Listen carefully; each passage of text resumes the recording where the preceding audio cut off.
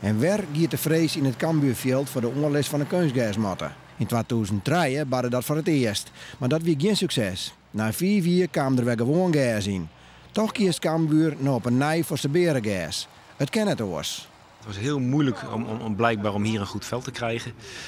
Daar zou veldverwarming niet aan bijdragen. Het zou alleen maar minder worden. Het zou een hele korte tijd moeten. En je hebt dan nog steeds geen trainingsaccommodatie. Dus ja, al die dingen bij elkaar opgeteld, en het geld en de faciliteiten, hebben er toch toe besloten dat we dit hebben gekozen. Het veld van nu is hier los dan dat van 2003. Het gas is beter en door het gebruik van kurk roekt het net en wordt het in de zomer net meer zo heet. Toch bloot vallen en het maatje van een sliding een risico.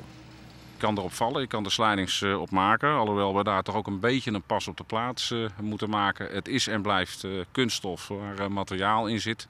Dus het maken van een sliding kan toch nog wel eens voor wat schaafwonden opleveren.